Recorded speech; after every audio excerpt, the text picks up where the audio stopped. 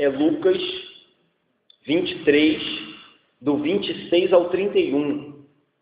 Jesus rumo ao Calvário. Na minha Bíblia tem um trecho que é o trecho de Simão, que diz: Simão leva a cruz de Jesus, e logo depois tem Jesus rumo ao Calvário. Ou seja, todo esse trecho está tratando do caminho de Jesus, aquilo que às vezes você escuta muito na Igreja Católica, mas não tem nada de errado, aquilo que a gente chama de via dolorosa. A gente vai meditar aqui na via dolorosa, aqueles passos de Jesus lá da casa de Pilatos até ao Gólgota, até ao Calvário, até a cruz propriamente dita, onde ele foi crucificado juntamente com os dois malfeitores. Então essa via dolorosa é esse trecho que a gente vai meditar. Como eu disse na semana passada, Mateus e Marcos também vão falar sobre isso. E lá eles vão trazer alguns detalhes que Lucas não traz. E Lucas vai trazer detalhes que eles não trazem.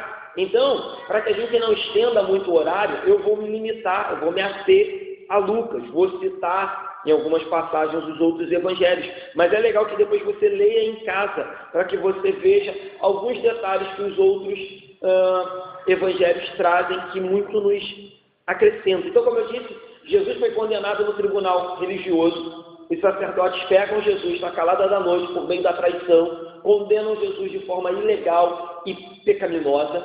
Depois Jesus é levado diante do tribunal civil, que era o tribunal de Herodes e Pilatos, e lá ele também é condenado de forma também pecaminosa, injusta, e para satisfazer o desejo do povo, dos religiosos, e para ficar bem com todo mundo, Pilatos manda crucificar Jesus, e agora Jesus está realmente caminhando rumo à cruz, na qual ele deveria morrer por mim e por você. E aí o versículo 26 começa dizendo assim: e como o conduzissem, constrangendo um sirineu, chamado Simão, que vinha do campo, puseram-lhe a cruz sobre os ombros, para que a levasse após Jesus. Vamos parar aqui. Lá em Levítico, já falei isso aqui na igreja, capítulo 24, versículo 14, diz que toda e qualquer execução, toda e qualquer sentença de morte deveria ser praticada fora da cidade, fora dos muros de Jerusalém. E é isso que Jesus está fazendo. Ele está caminhando agora para fora da cidade para morrer como Levítico determinava que fosse feito. Fora dos muros da cidade, não poderia ser dentro. Diz a lei também que os condenados deveriam carregar a sua própria cruz. Não se sabe ao certo se o condenado carregava a cruz inteira. É provável que não, porque a cruz inteira era extremamente pesada. De vez em quando você vê uns desenhos, na internet ou na televisão, do Cristo carregando a cruz inteira, tanto o pilar quanto a trave, carregando a cruz toda.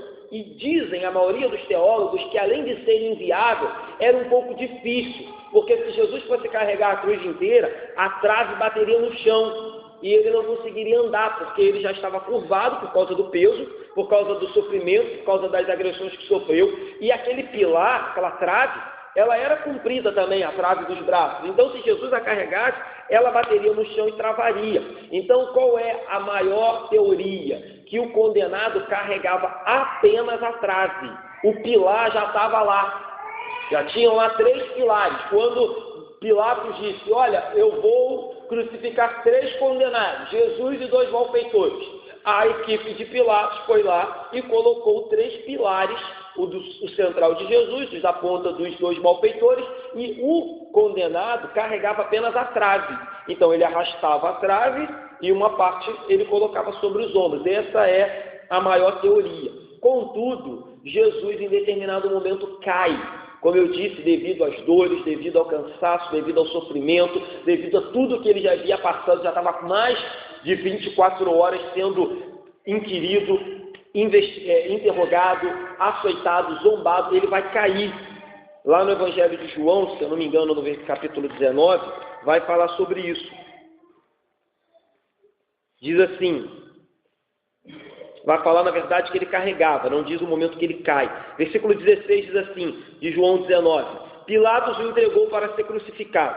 Tomaram ele, pois, a Jesus, e ele próprio, carregando a sua cruz, saiu para um lugar chamado Calvário, Gólgota, em hebraico, onde o crucificaram e 2 com eles, um de cada lado. Então João não diz o momento que ele cai, mas João diz que ele chega a carregar a sua cruz, coisa que Lucas não diz. Lucas só diz assim: como conduzissem, constrangeram um sirineu chamado Simão a carregar a cruz dele. Então, se você lê apenas Lucas, dá a entender que Jesus não chegou nem mesmo a carregar a cruz. Quando você lê João 19, João diz: não, ele carregou a cruz. Mas em determinado momento, como eu disse, ele tomba, cai, e aí pegam um sirineu, um Simão sirineu que passava na hora e obrigam ele a carregar a cruz de Jesus. Olha que coisa engraçada, né? Simão provavelmente foi a Jerusalém para participar da festa da Páscoa, foi a Jerusalém simplesmente para participar de uma festividade comum, e quando está voltando, ele tem o privilégio, vou colocar entre aspas, porque a princípio não parecia privilégio nenhum carregar uma cruz, mas ele tem o privilégio de carregar a cruz do Senhor Jesus. Ele foi para a festa da Páscoa, onde um cordeiro era imolado, simbolizando o Filho de Deus que um dia haveria de vir. E quando ele está voltando dessa festa, ele encontra com o verdadeiro Cordeiro de Deus.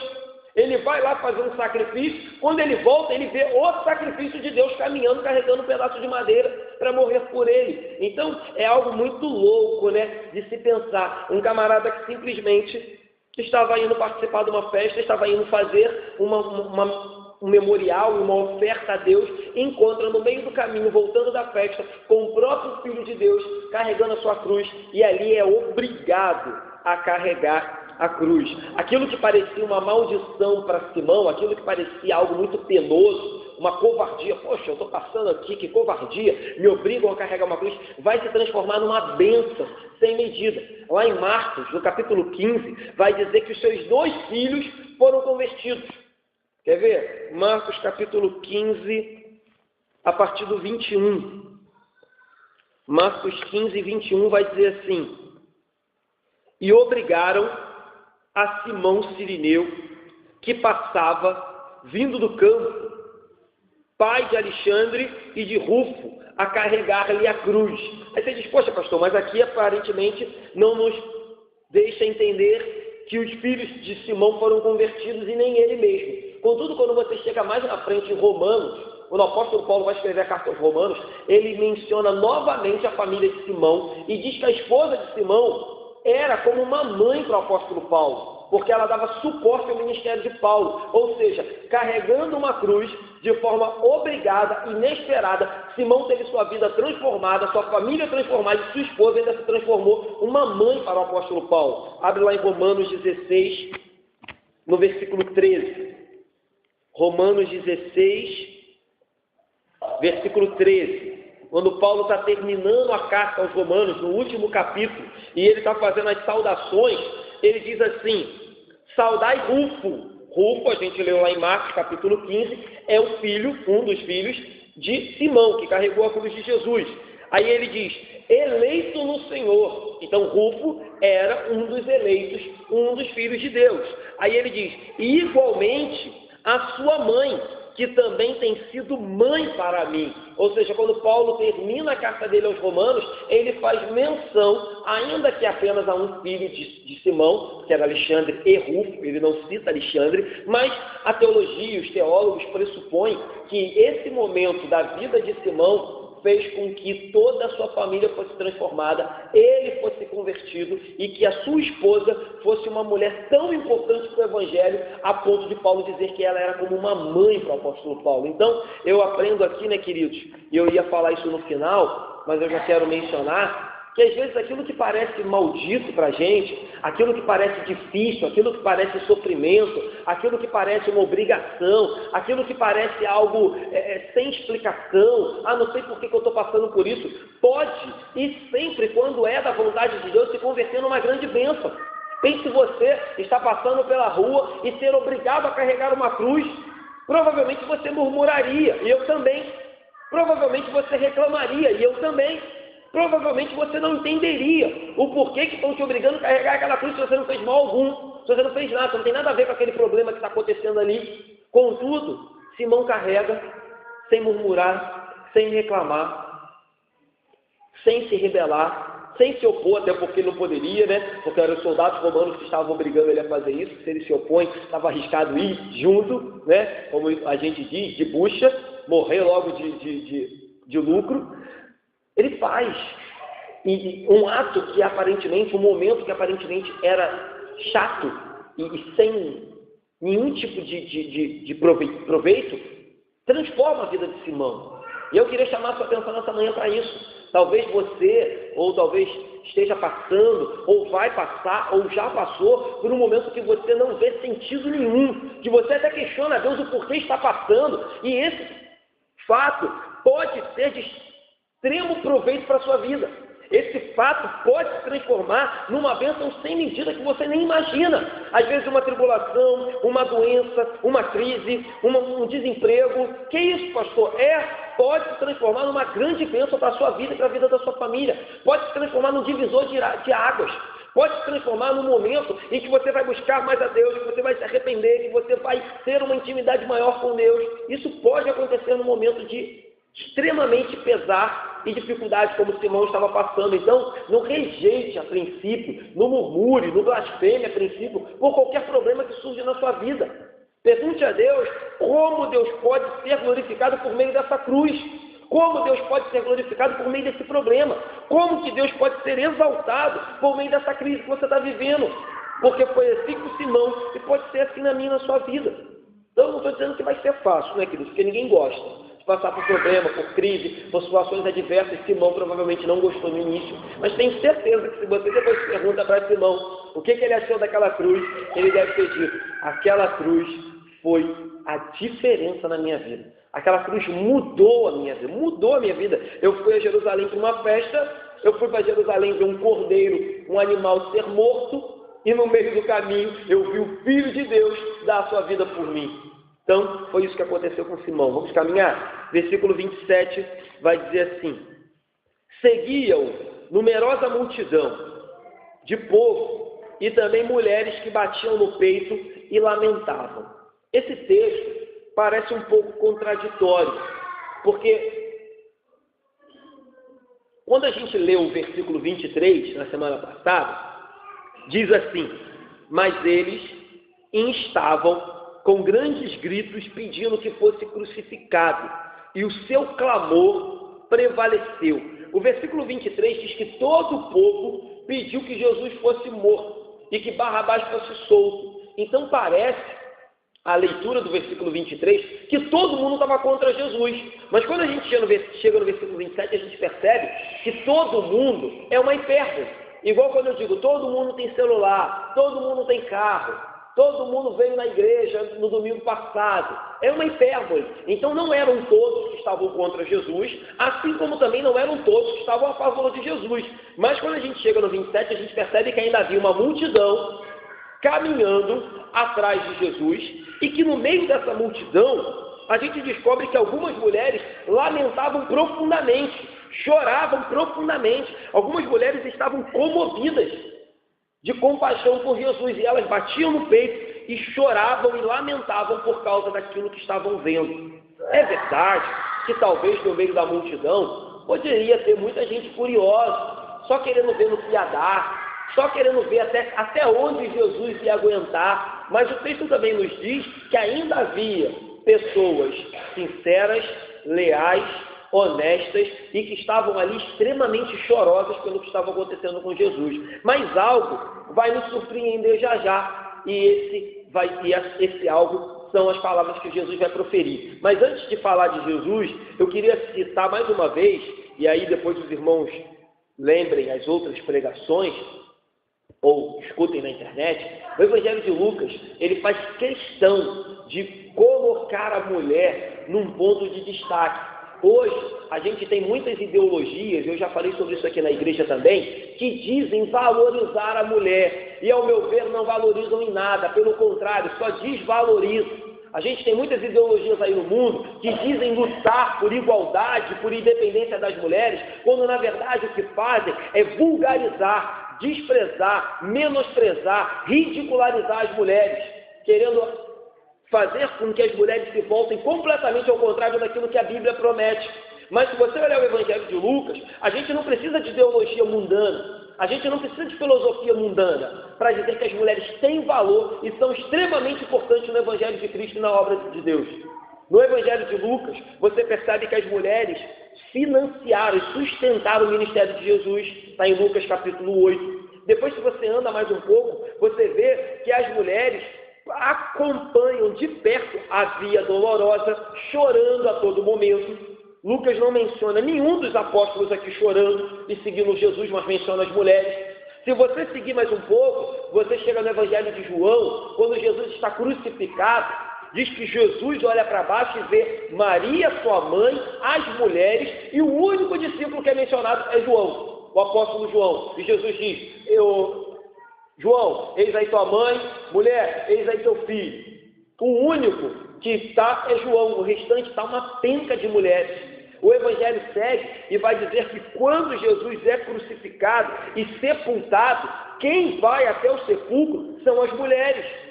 O Evangelho segue e diz que quando domingo amanhece pela manhã e era o terceiro dia, a promessa da ressurreição, quem vai até o sepulcro e vê o sepulcro vazio, primeiro são as mulheres. O Evangelho segue e diz que quando Jesus aparece pela primeira vez ressuscitado, quem vê são as mulheres. Ou seja, queridos, não preciso dos homens para me dizer que as mulheres têm valor, têm importância e são extremamente valorizadas e a palavra que eu nem gosto, mas se é a palavra que o mundo gosta de usar, se alguém pode dizer que as mulheres são empoderadas, é a Bíblia que faz isso com elas, é Jesus.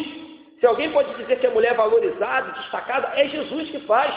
Ele fala com a mulher samaritana, ele perdoa a mulher adúltera, ele as chama de filha, ele trata aquela mulher que estava aos pés da mesa, dizendo que comeria até mesmo das migalhas, ele a chama de filha e a trata com valor. Ele cura a mulher do fluxo de sangue, toca nela, não apenas uma vez, permite que ela toque, mas volta para falar com ela. Ou seja, Jesus sempre valorizou as mulheres. Então, queridos, o que eu quero deixar nessa manhã é: faça como Jesus, valorize sua esposa, valorize suas filhas, valorize a sua namorada, valorize seja quem for, a sua avó, a sua mãe, valorize as mulheres, porque o Evangelho nos ensinou a assim fazê-lo, a respeitá-las, honrá-las, tratá-las com a mesma dignidade que os homens têm, tratá-las com a mesma importância que os homens têm, sem contudo precisar ouvir o que o mundo diz, o que o mundo prega, dizendo que as mulheres têm que se rebelar, inclusive, contra os homens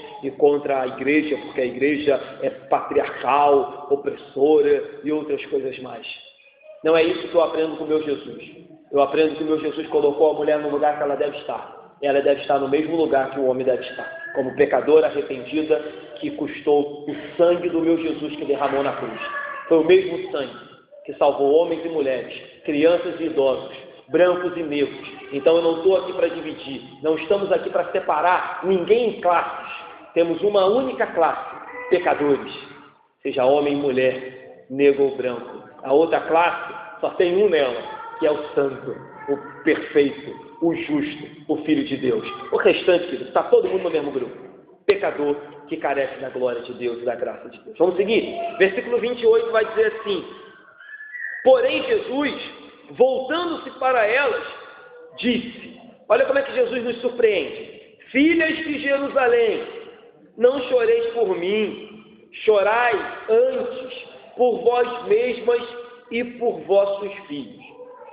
Mesmo sangrando, mesmo caminhando para a morte, mesmo sofrendo as dores mais absurdas que se pode imaginar, Jesus olha para aquelas mulheres, tira o foco dele, tira a misericórdia de sobre ele e olha para aquelas mulheres e dizem: mulheres, não chorem por mim não. Sabe por quê? O meu futuro é certo. Sofrerei por um momento, carregarei o pecado de vocês por um momento, mas daqui a pouco eu estarei à destra do meu Pai. O meu futuro é certo, a minha vitória é garantida. Eu triunfarei sobre a morte, eu ressuscitarei e voltarei para os braços do Pai. Mas tem um porém, mulheres, chorem por vocês, porque se não houver arrependimento, se não houver mudança de vida, se não houver quebrantamento de Jerusalém, vocês vão sofrer de maneira tal que o futuro de vocês será extremamente pior do que a cruz que eu estou carregando. Então Jesus tira o foco dele, olha para aquelas mulheres e diz: olha, mulheres, orem por vocês, orem pelos seus filhos, chorem por eles, chorem por essa nação, chorem por essa geração pecaminosa, chorem por esse grupo de crentes que cada dia que passa só envergonha mais o Evangelho. Chorem por Israel, chorem por Jerusalém, porque por mim não precisa chorar não. Eu sei quem tem o Cristo e sei que Ele é poderoso para completar aquilo que começou na minha vida. Eu vou dar a minha vida, mas a tomarei de volta. Então Jesus diz: olha, se preocupe comigo não, se preocupem com vocês. E aí de novo, é muito engraçado, porque geralmente quando nós somos ofendidos, a primeira coisa que vem à nossa mente é se defender. A primeira coisa que vem à nossa mente é ter piedade de nós, falar: você viu o que fulano fez comigo? Você viu como fulano me tratou? E aí a gente fica, murmurando, fica de mimimi. Jesus não faz isso. Jesus, sabendo que tinha todo o direito do mundo de ter piedade dele mesmo, de ter misericórdia dele mesmo, de estar chateado com o que estavam fazendo com ele, Jesus vira para as mulheres e diz: olha, eu estou preocupado com vocês. Eu acho que vocês têm que se preocupar com vocês e não comigo, porque eu sei para onde vou. Eu sei para onde estou indo. Eu sei aquele que me espera. E vocês, mulheres? Então, assim, aprendo também com Jesus aqui a fazer um pouco como ele. Quando formos ofendidos, atacados, ou quando passarmos por momentos difíceis, a gente olhar para o outro também e se compadecer do outro, se condoer do outro, e não apenas ficar olhando para a nossa ferida, sabe? Tem gente que fica até alimentando a ferida, né? Tem gente que adota a ferida e fica ali, né? Aí você fala: querido, mas fulano já te pediu perdão, mas isso já passou, mas as coisas já mudaram, mas o tempo já avançou, e a pessoa continua ali alimentando aquela ferida. Se deixar, ele abre a ferida de novo. Você fala: olha, a ferida já cicatrizou. Ele vai lá e abre de novo, só para ficar sofrendo naquela mesma ferida e ficar resmungando naquela mesma dor. Jesus não nos ensina a fazer isso. Jesus nos ensina a olhar para frente e diz: olha, se o seu futuro é garantido, se a sua fé está firmada em Deus, se você tem certeza daquilo que te espera na eternidade, pare de murmurar de acordo com essa vida, pare de ficar tendo piedade, pare de ficar tendo pena de você mesmo. Levante a cabeça e creia que o seu futuro é certo, assim como o meu é certo. Tenha piedade daqueles que estão se perdendo e vão para o inferno sem Deus e sem Cristo Jesus. É isso que Jesus faz com as mulheres. Versículo 29. Jesus continua e diz assim: porque dias virão em que se dirá: bem-aventuradas as estéreis, que não geraram e nem amamentaram. Irmãos, essa fala de Jesus, ela soava como um choque, pelo seguinte fato: para uma mulher de Jerusalém, uma judia, era uma maldição não ter filhos.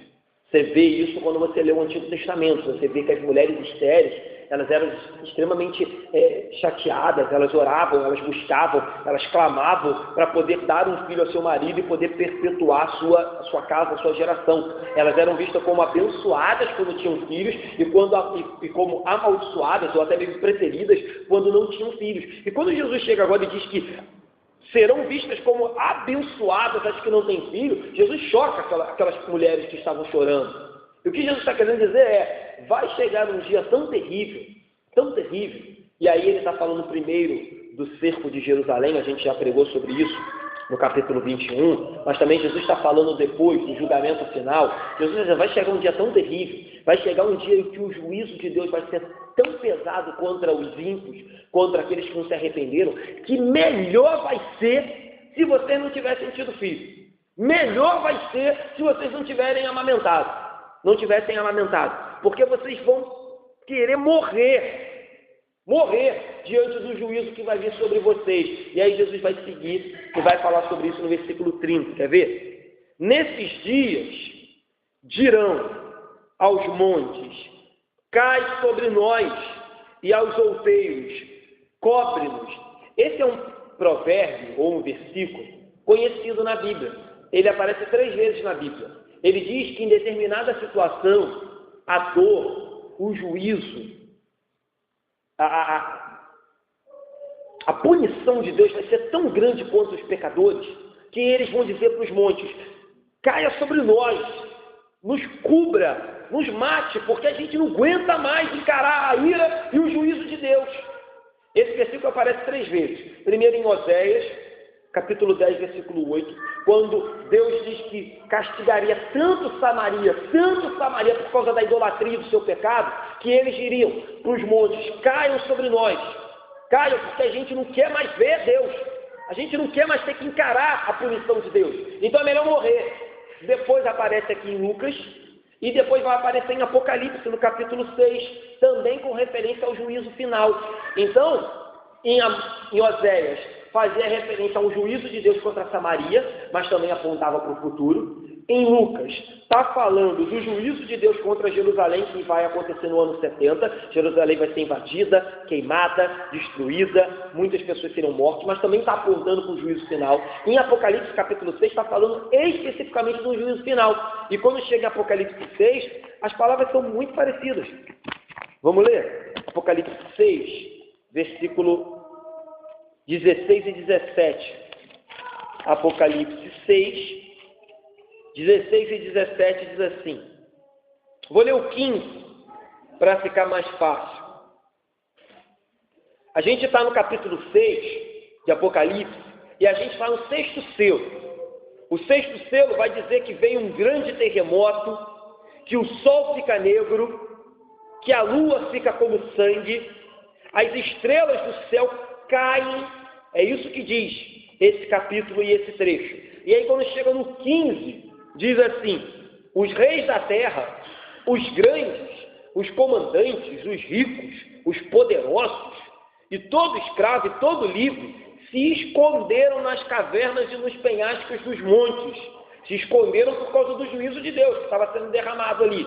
Era o 6º selo, a ira estava sendo derramada. Aí olha o que diz: e disseram aos montes e aos rochedos: cai sobre nós e esconde-nos da face daquele que se assenta no trono da ira do Cordeiro, porque chegou o grande dia da ira deles. E quem é que pode suster-se? Quem que pode suportar o grande dia da ira de Deus? Então eles dizem para o monte: cai sobre nós, nos mata, nos cobre. É aquilo que depois em Apocalipse vai dizer: os homens pedirão a morte e não terão. Pedirão a morte, porque eles preferirão a morte do que encarar o juízo e a ira do Cordeiro. Mas não terão jeito. Terão que encarar o juízo e a ira do Cordeiro. Então Jesus está dizendo para essas mulheres: olha, mulheres, chorem por vocês, chorem pelos filhos de vocês, orem, se arrependam, lamentem pelos pecados de vocês, pelos pecados da igreja, pelos pecados do povo de Deus, pelos desvios do povo de Deus, pelas falhas que a igreja tem. Chorem por vocês, lamentem, se arrependem, orem por isso, se arrependam, orem por isso, porque eu estou à destra do Pai, mas chegará um dia em que o juízo será derramado. E a Bíblia diz também, queridos, que o juízo de Deus começará pela sua própria casa. E diz que a quem muito é dado, muito lhe é cobrado no dia do juízo. Então cuidado com isso, porque o juízo virá sobre nós. Versículo 31. Diz assim: porque se em lenho verde fazem isto, que será do lenho seco? Esse é o nosso último versículo dessa manhã, e ele vai nos ensinar o seguinte. É um provérbio também muito conhecido. Jesus está dizendo assim: olha, se em lenho verde estão fazendo isso, quem aqui conhece um pouquinho de madeira, sabe que lenho verde demora a pegar fogo. Você tenta fazer uma fogueira com madeira verde, vai ser muito difícil de fazer. Até consegue, mas é difícil. Em compensação, se você pega a madeira seca e coloca no fogo, rapidamente o fogo toma proporções grandes. O que Jesus está dizendo? Se em mim, que sou lenho verde, que demoro para queimar, demoro para me envergar, demoro para ser consumido, os homens fizeram isso. Se em mim, que era santo, perfeito, sem pecado, o pecado de vocês, a ira de Deus caiu sobre mim, e eu cheguei ao ponto de ter que morrer na cruz, o que mais acontecerá com o lenho seco? Ou seja, com os ímpios, com os pecadores, com aqueles que não se arrependem. Então Jesus diz: olha, o negócio é feio, hein? Se comigo, que era o Filho de Deus, a Bíblia diz que o Pai não me poupou da sua ira contra o pecado, porque eu estava carregando o pecado de vocês, se eu, a quem o Pai amava desde a eternidade, Isaías diz que ele se agradou em me moer. Ele se agradou. Quanto mais acontecerá no dia do juízo com vocês que são lenhos secos. Então, se arrependam, se convertam o quanto antes para que também sejam lenho verde, porque não pensem que será mais fácil com vocês. Então, o que Jesus está dizendo é, tanto a ira de Deus será derramada sobre vocês, como esses mesmos homens que me açoitaram, me crucificaram, zombaram, me perseguiram, farão infinitamente pior com vocês. E não é isso que vai acontecer no ano 70, quando Jerusalém foi invadida? Roma, que aqui foi usada, Pilatos e Herodes foram usados para sentenciar Jesus pelos judeus, são eles mesmos que vão mandar invadir Jerusalém, queimar o templo, matar os judeus queimados em praça pública, colocar os judeus para lutar com as feras, com leões e outros animais. Então Jesus está dizendo, vocês estão felizes? Vocês estão felizes que comigo, lenho verde, eles fizeram isso? E espere para ver o que eles vão fazer com vocês, lenho seco. E espere para ver o que eles vão fazer com vocês. Vocês vão queimar muito mais rápido do que eu. Vocês vão ser consumidos de forma muito mais rápida. Ou seja, de nada adianta ficar se lamentando por mim se vocês não se lamentarem por vocês mesmos. De nada adianta ficar chateado com o que está acontecendo comigo se vocês não ficarem chateados com o rumo que a igreja tem tomado. E aí eu estou trazendo para os dias de hoje. Então, meus irmãos, a gente está caminhando para o final dessa passagem da manhã e eu quero que a gente grave essa aplicação.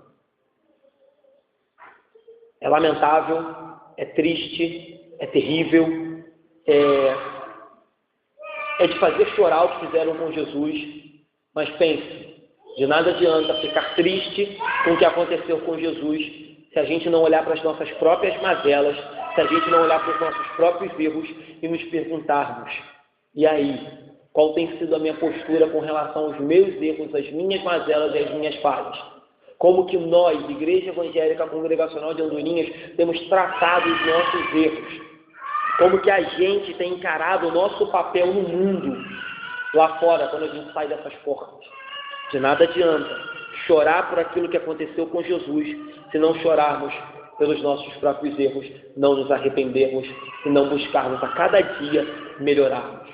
Para terminar, é claro, essa passagem, o que faz dela mais bela, o que faz dela mais maravilhosa, é quando a gente percebe novamente que todo o discurso de Jesus, ainda que duro e que aparenta ser sem sentimento, poxa, as mulheres estão chorando por Jesus, Jesus está falando, pô, não chora por mim não, chora por vocês, parece até um pouco sem sentimento. Na verdade, o que tem aqui é um discurso cheio de sentimento, é um discurso lotado de sentimento. Ele está caminhando para a morte, ele está caminhando para a cruz, e ainda assim ele está pensando naqueles que estão indo para o inferno. O discurso de Jesus, ele está recheado de ardente desejo de salvar mais pecadores, mesmo no momento que ele está caminhando para morrer. É isso que faz também dessa passagem algo maravilhoso para a gente levar para casa nessa manhã.